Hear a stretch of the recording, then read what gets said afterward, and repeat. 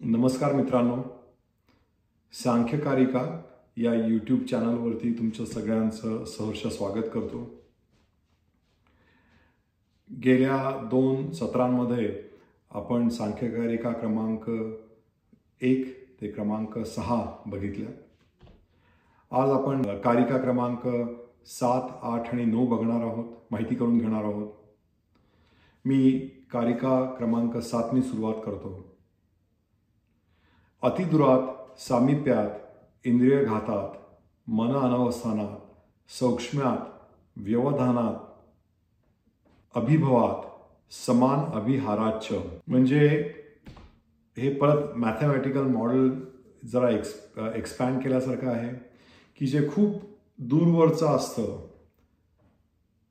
30,000 फुटावरनं अनेक प्लेन्स चाललेली आहेत, पण आपल्याला ती आपल्या डोळ्याने दिसणार नाहीत, कारण आपली तेवढी दृष्टी तेवढी दूरवर जाऊ शकत नाही. सामिप्यात ज्या गोष्टी खूप जवळ असतात, आपण डोळ्यात काजळ घातलं तर आपल्याला ते काजळ डोळ्याला दिसत नाही. ज्या गोष्टी खूप डोळ्याच्या जवळ असतात त्या आपल्याला दिसत नाहीत.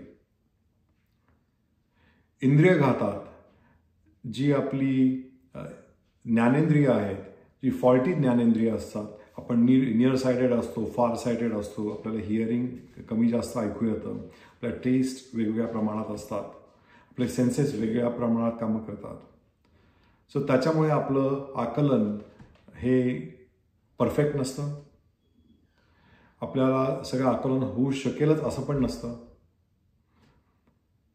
मन अनवस्थानात आपण कधी तंद्रीत असलो तर आपल्याला काही ऐकू येत नाही. ॲबसेंट माइंडेड आपण असलो की इतर गोष्टी आपण करत असतो तेव्हा बाकीच्या गोष्टींचा पत्ता लागत नाही. सौक्ष्म्यात, व्यवधानात, अभिभवात, समान अभिहाराच्च. काही गोष्टी खूप सूक्ष्म असतात, त्या आपल्याला दिसत नाहीत की 2 हवेच्या पार्टिकल्सच्या मध्ये काय आहे आपल्याला माहीत कळत नाही.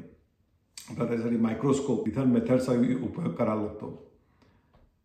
व्यवधानात म्हणजे इंटरव्हेन्शन, की माझ्या कदाचित खोलीमध्ये खूप इम्पॉर्टंट लोक बसलेली असतील, मला माहीत नाही कारण मध्ये वॉल आहे, वॉलचं इंटरव्हेन्शन असल्यामुळे मला पलीकडचं दिसत नाही.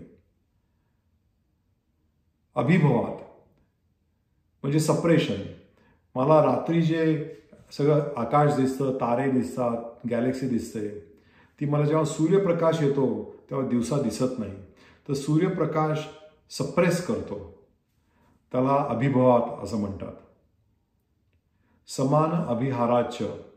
आणि ज्या सगळ्या गोष्टी एका क्लासच्या असतात, की एक पाण्याचा थेंब त्या ढगातनं मी बघतोय आणि तो तळ्यात पडला की मला तो कुठे थेंब गेला कळत नाही, किंवा मी एखादा पक्षी बघतोय तर तो एखाद्या थव्यामध्ये गेला की मला तो पक्षी स्पॉट करता येत नाही.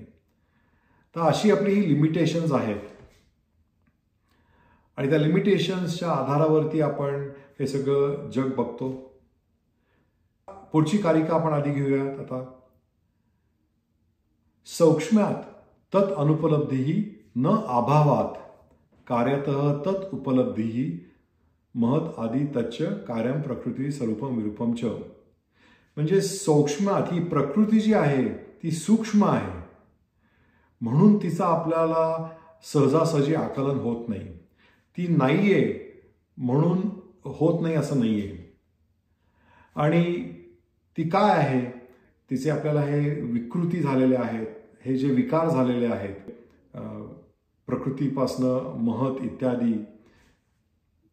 त्याचं आपल्याला ज्ञान आहे. ते विकार, ते आविष्कार आपल्याला दिसतात, म्हणून प्रकृती आहे हे आपल्याला समजून येतं. आता असा प्रश्न येतो की कपिल मुनींनी 3ऱ्या कारिकेमध्ये म्हटलंय की मूल प्रकृती विकृती महत् आद्या प्रकृती विकृती सप्तम षोडशकस्तु विकार प्रकृतीनं विकृती पुरुष. तर ही जी मूळ प्रकृती आहे ती कुठलीही विकृती नाही, ही मूळ आहे. ह्याच्यापासून सगळ्या विकृती झालेल्या आहेत आणि ह्याच्यापासून सगळे विकार झालेले आहेत. तर प्रश्न असा पडतो की मग ही मूळ प्रकृती कुठनं आली? तर याचं उत्तर कपिल मुनींनी कारिका क्रमांक 2 मध्ये दिलेलं आहे. तत्विपरीत श्रेयान व्यक्त अव्यक्त ज्ञ विज्ञानात. याच्यामध्ये व्यक्त म्हणजे आपल्याला जी प्रकृती दिसते त्याला आपण कपिल मुनी व्यक्त म्हणतात. अव्यक्त म्हणजे ही प्रकृती व्यक्त आहे, ही हा जो पहिला पार्टिकल आहे त्याच्यापासून प्रकृती सगळी मॅनिफेस्ट झालेली आहे. तर ती मूळ प्रकृती कुठनं आली, तर ती अव्यक्त या स्थितीमधनं आलेली आहे. तर याच्यामध्ये मित्रांनो, आत्ता मी तुम्हाला एक वर्ड ऑफ कॉशन, अव्यक्त आणि देव याचा तुम्ही संबंध जोडू नका, कारण तो तसा चुकीचा ठरेल. आता अव्यक्त ही जी स्थिती आहे ही प्रकृतीचीच एक स्थिती दिलेली आहे आणि त्या स्थितीमधनं, अव्यक्त स्थितीमधनं प्रकृती व्यक्त स्थितीमध्ये येते, एवढंच आहे. तिथपासनं प्रकृतीचा उगम झालेला आहे आणि प्रकृती पुढे व्यक्त आपल्याला करता येते. आता अव्यक्त आपण त्याला का म्हणतो त्या स्थितीला, कारण ती आपल्याला व्यक्त करता येत नाही. ती कशी असेल, काय असेल. आपण जे मॉडर्न सायन्समध्ये सिंग्युलॅरिटी म्हणतो की हे सगळं जग बिग बँगमधनं सुरू झालं, पण आपण आता 0.0 सेकंडला गेलो तर काय होतं हे आपल्याला व्यक्त करता येत नाही. त्याला आपण अव्यक्त असं सांख्यकारिकेत कपिल मुनींनी म्हटलेलं आहे. आणि त्याच्यासाठी पुढची कारिका खूप महत्वाची आहे, कारिका नंबर 9. असत अकरणात उपादान ग्रहणात सर्वसंभव अभावात शक्तस्य शक्य करणात कारणभावात सत्कार्यम. असत अकरणात. आता सतची पण आपण एक व्याख्या इथे लक्षात घेऊया, कारण सत असत हा शब्द खूप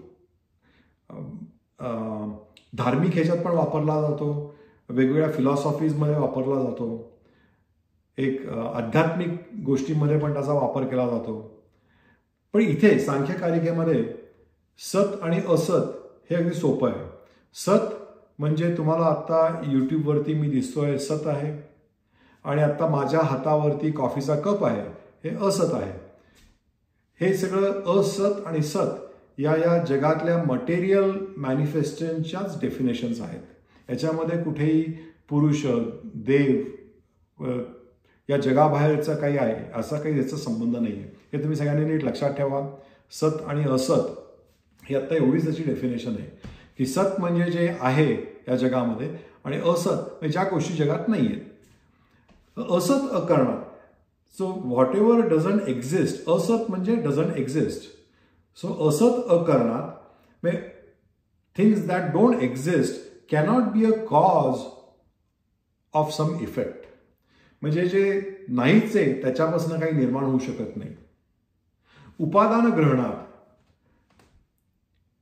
जर काही निर्माण होतं या जगामध्ये त्याच्यासाठी तुम्हाला एक मटेरियल लागतं. उपादान ग्रहणात की तुम्हाला जे ट्रान्सफॉर्मेशन करण्यासाठी तुम्हाला एक मटेरियल लागतं. म्हणजे कॉज, जर इफेक्ट हा जो तुमचा मटेरियल जगातला आहे तर त्याचा कॉज पण मटेरियलचाच असतो. उपादान ग्रहणात सर्वसंभव अभावात शक्तस्य शक्य करणार. सगळ्याच गोष्टींमधलं सगळं निर्माण होत नाही. शक्तस्य शक्य करणात म्हणजे ज्या गोष्टी ज्याच्यापासून होणं शक्य असतं त्यापासूनच होतात. उदाहरणार्थ तुम्ही दुधापासूनच आपण साय, दही, ताक, लोणी, तूप तयार करू शकतो. तर कारण भावात सत्कार्य. आणि जे आपल्याला कॉज माहिती असतो, जो कॉज खरा आहे, उदाहरणार्थ दूध आणि दुधाच्या प्रॉपर्टीज हा खरा कॉज आहे आणि दुधाच्या या प्रॉपर्टीज आहेत की ज्याच्यामधून आपण तूप करू शकतो कुठल्याही प्रक्रियेने म्हणा, हे खरा कॉज आहे. तर त्याचं जे मॅनिफेस्टेशन होतं तुपामध्ये, तर आपण असं म्हणतो की दुधाच्या प्रॉपर्टीजमध्ये तुपाचे गुणधर्म दडलेले आहेत. आणि याचं नातं परत अव्यक्त आणि व्यक्त याचा, ही जी प्रकृतीच्या दोन स्थिती आहेत याच्यामध्ये आपण पुढे लावणार आहोत. त्यामुळे माहितीचं असणं खूप गरजेचं आहे. हे तिन्ही श्लोक मित्रांनो खूप महत्वाचे आहेत, कारण कपिल मुनींनी ही जी सगळी सांख्यकारिकेची रचना केलेली आहे याच्यामुळे कुठेही अंधश्रद्धा, अंधविश्वास नाहीये. सगळ्या गोष्टी एक लॉजिक वापरून प्रूव्ह केलेल्या आहेत, ज्या सर्वसामान्यांना सुद्धा समजणं खूप शक्य आहे. मी जेवढं सोपं करून सांगण्याचा प्रयत्न करता येईल तेवढा करतोय. आता इथे थांबतो. तुम्हाला जर आवडलं असतं तर नक्की लाईक करा. पुन्हा लवकरच भेटूया.